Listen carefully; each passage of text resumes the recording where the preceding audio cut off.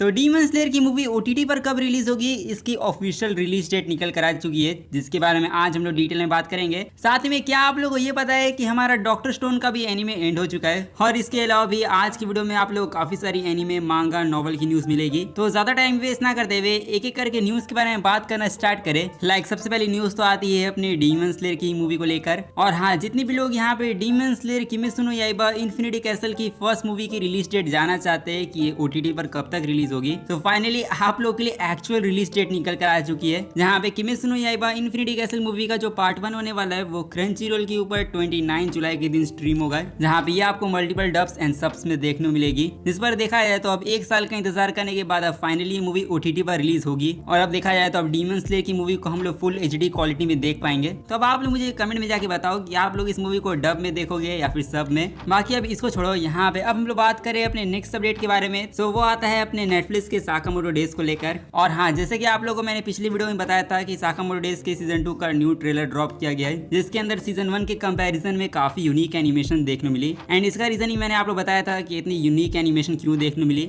Season 1 को जिन्होंने direct किया था वो डायरेक्टर सीजन 2 को डायरेक्ट नहीं करे, सीजन 2 के लिए न्यू डायरेक्टर को लाया गया है। और ये बेसिकली कितना अच्छा डिसीजन हो सकता है उसका अंदाजा आप लोग यहाँ से लगा लो कि जापान की जो ऑडियंस है वो खुद यहाँ पे डायरेक्टर चेंज होने की खुशी मना रही है। और हाँ, काफी सारे जापानीज लोग हैं जो प्रेस करे इस डिसीजन को और कह रहे हैं कि डायरेक्टर को चेंज करना काफी अच्छा मूव था, क्योंकि सीजन 2 के डायरेक्टर जो आर्ट स्टाइल लेकर आए हैं वो यहाँ पे जो ओरिजिनल वर्क है यानी मांगा उसके आर्ट स्टाइल से काफी ज्यादा सिमिलर है। जिस पर क्या आप लोग भी एग्री करते हो या नहीं वो आप लोग बता सकते हो। अब वैसे इसके बाद यहाँ पे नेक्स्ट अपडेट के बारे में बात करें तो वो आता है अपने कागुराबाची के एनिमे को लेकर। और हाँ, जितने भी यहाँ पे कागुराबाची के फैंस है जो यहाँ पे कागुराबाची के एनिमे का इंतजार कर रहे तो एनिमे तो आप लोगों को अप्रैल 2027 में देखने मिलेगा। But next week weekly Shonen Jump issue 32 के अंदर इसकी एक शॉकिंग इन्फॉर्मेशन रिवील होने वाली है। एंड आई डोंट नो ये शॉकिंग इन्फॉर्मेशन क्या होगी, अब हो सकता है कोई बड़ी इन्फॉर्मेशन हो, इसलिए अगर आप लोग ये न्यूज मिस नहीं करना चाहते हो तो आप लोग चैनल को सब्सक्राइब करके रख लो। बाकी इसके अलावा एनिमे अपडेट्स के बारे में हम लोग आगे बात करेंगे, बट अब हम लोग थोड़ा सा मांगा न्यूज के बारे में बात कर ले।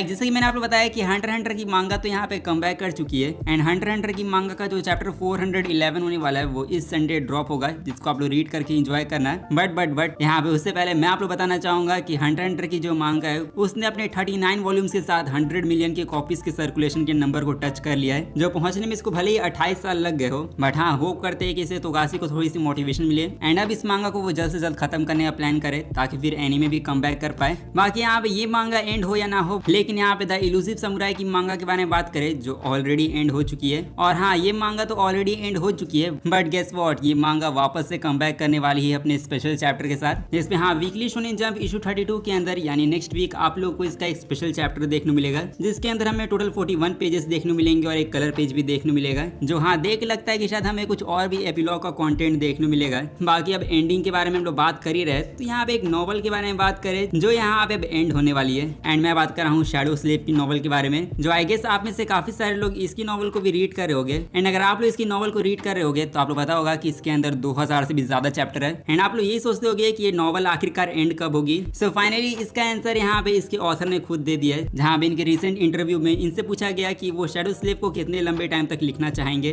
जिस पर उन्होंने कहा कि वो शैडो स्लेव को और 500 से लेकर 700 चैप्टर तक लिखना चाहेंगे। और हाँ, बेसिकली उन्होंने कहा है कि वो शैडो स्लेव की 2-3 और वॉल्यूम्स को रिलीज करना चाहते हैं। तो सच कहूँ तो सुनने में ही कितना ज्यादा क्रेजी साउंड करता है। आई मीन मांगा को देखो तो मांगा के अंदर जब मांगा एंड होने वाली होती है तब उसके 4-5 चैप्टर बचे हुए होते हैं, तब अनाउंसमेंट कुछ होती है। एंड यहाँ पे नॉवल का उल्टा ही सिस्टम चलता है, जहाँ पे जितने भी नॉवल के राइटर होते हैं वो यहाँ पे सीरीज के एंड होने के 500 या फिर 700 चैप्टर पहले बताते हैं कि हाँ ये सीरीज इतने चैप्टर बाद एंड होगी, जिसपे हाँ ये बोलना गलत होगा कि शैडो स्लेव की नॉवल बहुत जल्द एंड होने वाली है, क्योंकि अभी भी 500 से लेकर 700 चैप्टर बचे हुए हैं। जिसपे देखा जाए तो अब जब भी एंड होगा तब हमें पता चल ही जाएगा। बट इसके अलावा अब हम लोगों ने काफी सारे अपडेट्स के बारे में बात कर लिया है, तो अब हम लोग डिस्कस कर ले थोड़ा सा सुपर हीरो सीरीज के बारे में।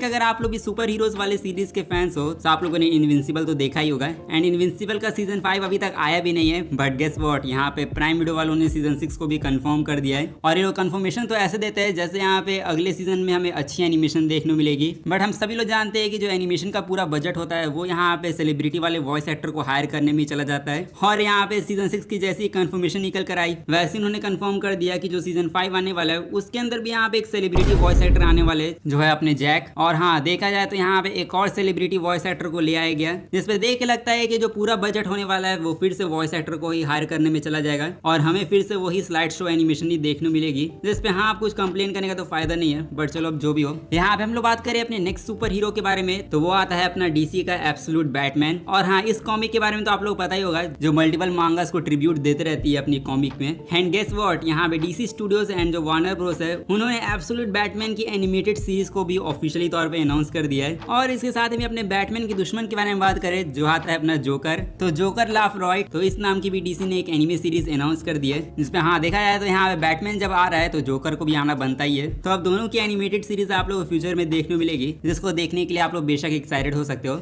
एंड अब इस वीडियो की हम लोगों ने दूसरे टॉपिक्स के बारे में बात कर लिया है, तो हम लोग वापस से एनिमे अपडेट्स के ऊपर आए। लाइक आप में से काफी सारे लोग एली सीट के एनिमे का इंतजार कर रहे हैं, एंड आप लोग पूछते भी हो कि इसका न्यू अपडेट कब आएगा। तो देखो, इसका न्यू अपडेट तो आ चुका है, एंड कोई ट्रेलर वगैरह तो ड्रॉप नहीं किया गया है, बट इसका एक न्यू की विजुअल देखने मिला है, जहाँ पे इसी के साथ आप लोगों के लिए एक बुरी न्यूज भी आई है। और ये बुरी न्यूज ये है कि ये एनिमे आप लोगों को पहले तो 2026 यानी इस साल ही देखने मिलने वाला था, बट अब इस एनिमे को डिले करके 2027 के अर्ली में कर दिया गया है। और हाँ, यहाँ पे इस एनिमे को वापस से रीशेड्यूल किया गया है, जहाँ पे पहले ये हमें इस साल ही देखने मिलने वाला था, बट अब ये 2027 के स्टार्टिंग में रिलीज होगा। मतलब एक तरीके से हम लोग कह सकते हैं कि 2027 का जो विंटर होने वाला है उसमें हमें ये एनिमे देखने मिलेगा, जो हाँ अब आप लोगों को कुछ और टाइम का इंतजार करना होगा। बट इतने इंतजार करने से अच्छा आप लोग यहाँ पे एक दूसरे एनिमे को देख सकते हो, जो आता है अपना आओवाशी का सीजन 2। और हाँ, आओवाशी के सीजन 2 का भी मेन विजुअल ड्रॉप कर दिया गया है, जहाँ पे इस मेन विजुअल के साथ कंफर्म किया गया है कि सीजन 2 हमें 4 अक्टूबर के दिन देखने मिलेगा। और सिर्फ इतना ही नहीं, सीजन 2 के अंदर इस बार 24 एपिसोड वापस से हमें देखने मिलेंगे, जो हाँ ये चीजें ऑलरेडी कंफर्म कर दी गई है। जो चलो जितने भी आओवाशी के फैंस है उन लोगों के लिए तो ये काफी बड़ी न्यूज है। बट यहाँ पे चलो ये सब तो कुछ ऐसे एनिमेज है जिनको जब सीक्वल मिलता है तो लोगों को खुशी होती है, बट मैं अभी आप लोगों को एक ऐसे एनिमे का नाम बताऊंगा जिसके सीक्वल की न्यूज सुनने के बाद आपका मूड ऑफ हो जाएगा। और यहाँ पे मैं बात कर रहा हूँ रेंट अ गर्लफ्रेंड के बारे में। और हाँ, मैं जानता हूँ कि इस नाम को सुनने के बाद आपके अंदर डर का माहौल आ चुका होगा, बट आप लोग जो सोच रहे हो मैं वही बोलने वाला हूँ। रेंट अ गर्लफ्रेंड को एक्चुअली में सीजन 6 मिलने वाला है, इसकी लीक्स निकल कर आ चुकी है। और सच कहूँ तो ये कोई सरप्राइजिंग न्यूज भी नहीं थी। आई मीन हमें पता ही था कि इसको एक ना एक दिन सीजन 6 मिलना ही है, जिस पर हाँ देखा जाए तो डिजर्विंग रोमकॉम को नेक्स्ट सीजन मिलता भी नहीं है, बट यहाँ पे रेंट अ गर्लफ्रेंड का तो अलग ही और है, जो बैक टू बैक सीजन को लाते ही जाता है। तो अब आप लोग कमेंट में जाके बताओ कि आप लोग सीजन 6 को देखने के लिए एक्साइटेड हो या नहीं। हाँ, वैसे देखा जाए तो अगर आप लोग इस वीडियो को यहाँ तक देख चुके हो, तो अगर आप लोग अब इस चैनल को एक्स्ट्रा सपोर्ट दिखाना चाहते हो, तो आप लोगों का टाइम आ चुका है कि आप लोग चैनल की मेंबरशिप ले लो, क्योंकि आप लोग इस चैनल की मेंबरशिप को लेकर ना सिर्फ इस चैनल को एक्स्ट्रा सपोर्ट दिखाओगे, साथ में आप लोगों को एक्स्ट्रा कंटेंट भी देखने मिलेगा। तो आप लोग चाहो तो अभी जाकर मेंबरशिप को ज्वाइन कर सकते हो।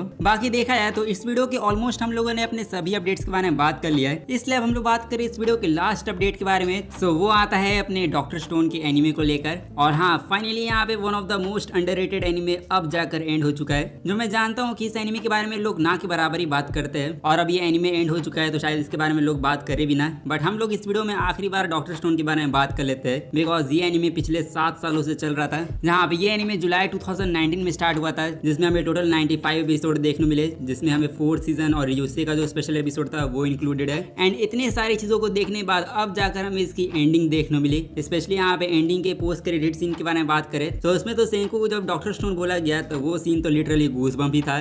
石神千空人々は彼をこう呼んだ